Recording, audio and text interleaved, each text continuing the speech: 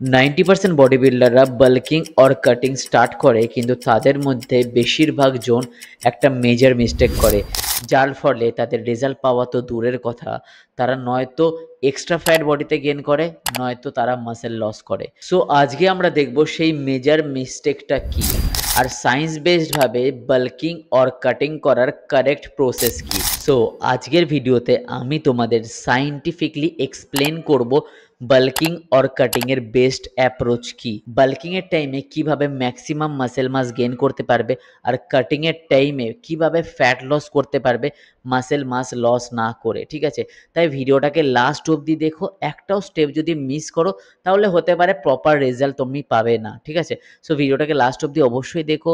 আর যদি আমার ভিডিও তোমার ভালো লেগে থাকে একটা লাইক করে দিও, কমেন্ট করে জানিও ভিডিওটা কেমন লেগেছে, আর চ্যানেলটাকে সাবস্ক্রাইব করে দিও। তাহলে চলো ভিডিওটাকে শুরু করা। দেখো, অন্যদের ডায়েট ফলো করে, ওয়ার্কআউট রুটিন ফলো করে বাল্কিং কাটিং করা একদম বেকার। এক্ষেত্রে তোমরা যদি এই জিনিসটা করে থাকো ব্লাইন্ডলি কারোর ওয়ার্কআউট রুটিন ফলো করে নিলে, সেক্ষেত্রে কিন্তু তোমাদের রেজাল্ট জিরো হবে। প্রপার গাইডেন্স ছাড়া যদি তুমি ধরো বাল্কিং করছো, তো সেখানটাতে তোমার মাসেল মাসের সাথে সাথে প্রচণ্ড পরিমাণে ফ্যাট গেন হবে। আর কাটিংয়ের সময় যদি ক্যালোরি ডেফিসিয়েট প্রচণ্ড পরিমাণে ডাউন করে দাও, মানে প্রচণ্ড পরিমাণে ক্যালোরি ডেফিসিয়েট রাখো, তাহলে সেখানে ফ্যাট লসের সাথে সাথে মাসেল লস হয়ে যায়। আর শুধুমাত্র এই কারণের জন্যই তুমি ভাবছো যে আমি প্রতিদিন জিমে যাচ্ছি, আমি ওয়ার্কআউট করছি, হার্ট ট্রেন করছি, প্রপার ডায়েট নিচ্ছি, তারপরেও তোমার মাসকুলারিটি দেখা যাচ্ছে না, আর সেরকম লেভেলের ফ্যাট লসও দেখা যাচ্ছে না। নয়তো তোমার পেট বেড়ে যাচ্ছে, নয়তো তোমার মাসেল লস হয়ে যাচ্ছে, তাই তো? আর যার কারণের জন্য তুমি ফার্স্ট্রেশনে পড়ে যাচ্ছ। ওয়ান অ্যান্ড অনলি এই একটাই রিজন, যে তুমি লোকের ডায়েট, লোকের ওয়ার্কআউট প্ল্যান ফলো করছো। দেখো, আমরা জানি বাল্কিংয়ের টাইমে ক্যালোরি সারপ্লাস দরকার, বাট সেটা কন্ট্রোল সারপ্লাস। তার মানে এই না যে সেখানটাতে 1000-1500 ক্যালোরি এক্সট্রা কনজিউম করবে। ওকে, ঠিক তেমনই কাটিংয়ের টাইমেও আমাদের ক্যালোরি ডেফিসিয়েট দরকার, বাট মডারেট ক্যালোরি ডেফিসিয়েট। এই না যে কাটিংয়ের সময় 1000 থেকে 1500, বা অনেকে তো না খেয়েও থাকে, এরকম এত ডেফিসিয়েট করা কোনো দরকার পড়ে না। দেখো, তার আগে তো আমি একটা কথা বলে দিই, বাল্কিং এবং কাটিংয়ের প্রচুর মিথস আছে। যেরকম সবার প্রথম মিথস হচ্ছে বাল্কিংয়ের টাইমে হেভি প্রচণ্ড পরিমাণে খেতে হবে, মানে প্রচুর খাবার দাবার খেতে হবে, যা পারো তাই খাও।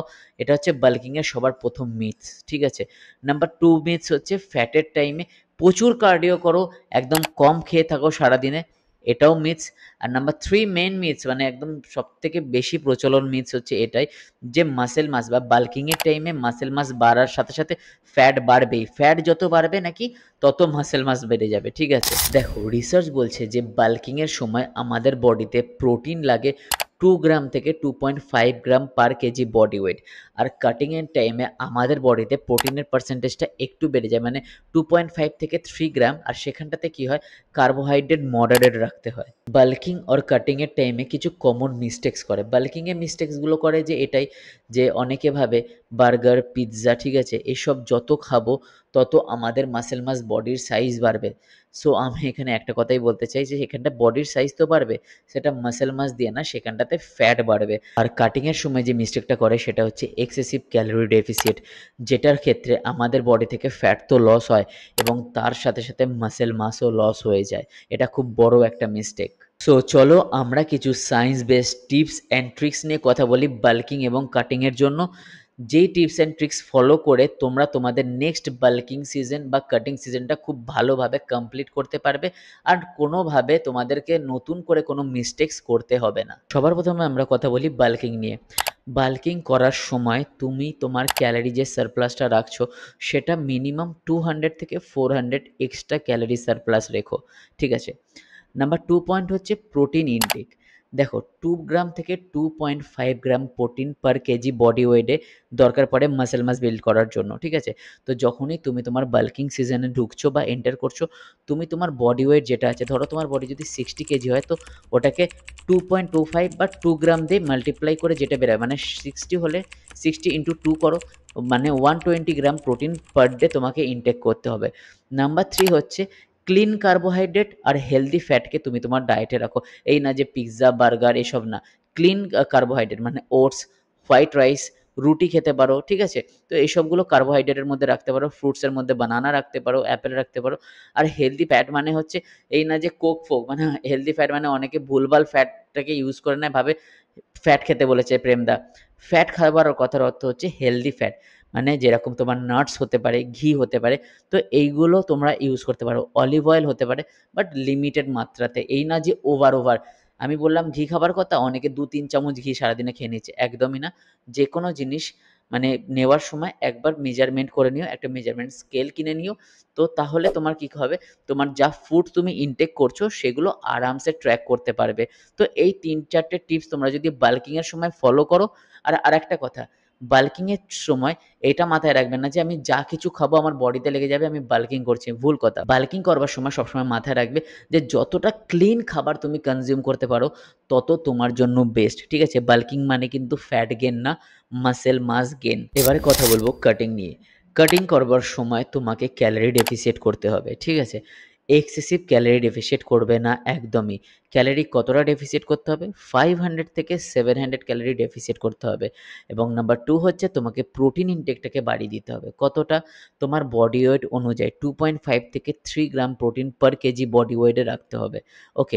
নাম্বার 3 হচ্ছে তোমাকে কার্ডিওর পেছনে বেশি দৌড়ালে হবে না। অনেকে আছে যে কাটিংয়ের সময় কার্ডিওর পেছনে প্রচণ্ড পরিমাণে দৌড়ায়, তাতে কি হয়? মাসল লস হয়ে যাওয়ার চান্সেস থাকে।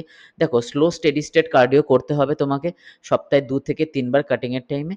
আর স্ট্রেংথ ট্রেনিংয়ে বেশি করে ফোকাস দিতে হবে। স্ট্রেংথ ট্রেনিংয়ে তুমি কম্পাউন্ড আইসোলেশন যে এক্সারসাইজগুলো, সেখানটাতে ব্লাড ভলিউম ট্রেনিং তোমাকে ইন্ট্রোডিউস করাতে হবে। যদি তোমরা কেউ না জেনে থাকো যে ব্লাড ভলিউম ট্রেনিং কী, তো আমাকে কমেন্ট করতে পারো, সেইটা নিয়ে আমি একটা ভিডিও তোমাদের বানিয়ে দেবো।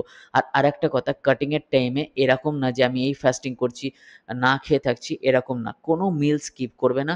প্রোটিনটাকে হাই করে দেবে, হেলদি ফ্যাট রাখবে, আর মডারেট কার্বোহাইড্রেট। কার্বোহাইড্রেটের মধ্যে যতটা পারবে কমপ্লেক্স কার্বোহাইড্রেট অ্যাড করার চেষ্টা করবে, আর simple carbohydrate post workout, pre ওয়ার্কআউটে রাখবে। ব্যাস এটাই হলো সিম্পল কনসেপ্ট। দেখো, সবার প্রথমে তোমাকে দেখতে হবে যে তোমার গোল কী? কাটিং করবে নাকি বাল্কিং করবে? তারপরে সেই হিসাবে তোমাকে ক্যালকুলেট করতে হবে বিএমআই, বিএমআর, দেন তোমার ম্যাক্রোস, ক্যালোরি, এবং তারপরে তুমি তোমার ডায়েট প্ল্যানটাকে রেডি করবে এবং ট্রেনিং প্ল্যানটাকে রেডি করবে। এমনি অযথা কারোর প্ল্যান বা যে কোনো নেটে অ্যাপ দেখে নিলে একটা প্ল্যান দেখতে পেয়েছে নিয়ে নিলাম, এরকম কোনো প্ল্যানকে ফলো আপ করবে না। ব্লাইন্ডলি কোনো প্ল্যানই ফলো আপ করবে না, কারণ ডায়েট এবং ট্রেনিং তুমি তোমার বডি অনুযায়ী যত ভালোভাবে রাখবে, সায়েন্স বেসড রাখবে, তত তুমি ভালো রেজাল্ট পাবে। কারণ ইন্ডিভিজুয়াল টু ইন্ডিভিজুয়ালের ক্ষেত্রে ডায়েট আলাদা হয়, ট্রেনিং স্ট্র্যাটেজি আলাদা হয়। হতে পারে আমার যে ট্রেনিং স্ট্র্যাটেজি আমাকে ভালো রেজাল্ট দিচ্ছে, তোমাকে সেই ট্রেনিং স্ট্র্যাটেজি ভালো রেজাল্ট নাও দিতে পারে, ঠিক আছে? আর ডায়েটের ক্ষেত্রে তো সম্পূর্ণই আলাদা, কারণ প্রত্যেকটা মানুষের বিএমআই, বিএমআর আলাদা হয়। তো সেই ক্ষেত্রে একবার প্ল্যানিং করে দেখে তারপরে তুমি তোমার গোল হিসাবে সবকিছু সেট করো। সো সায়েন্স বেসড বাল্কিং মানে হচ্ছে কন্ট্রোল সারপ্লাস, তার সাথে প্রোগ্রেসিভ ওভারলোড, হেভি স্ট্রেন্থেনিং। আর সায়েন্স বেসড কাটিং মানে হচ্ছে যেখানে মিনিমাম ডেফিসিয়েট, স্মার্ট ডেফিসিয়েট, তার সাথে resistant training, high protein diet, moderate carb আর হেলদি ফ্যাট। এই ফর্মুলাটা মাথায় রাখলে জীবনে কোনোদিনও কাটিং এবং বাল্কিংয়ের টাইমে প্রবলেমে পড়তে হবে না। ওকে। সো এই ছিল আমার আজকের ভিডিও। যদি তোমাদের ভিডিওটা ভালো লেগে থাকে তাহলে আমার চ্যানেলটাকে সাবস্ক্রাইব করে দিও, লাইক করে দিও, শেয়ার করে দিও। ওকে। আর কমেন্ট বক্সে জানিও তোমার কোনটা স্ট্রাগল বেশি হয়, কাটিংয়ের টাইমে বেশি স্ট্রাগল হয় নাকি বাল্কিংয়ের টাইমে বেশি স্ট্রাগল হয়। ওকে, বাই বাই, টেক কেয়ার।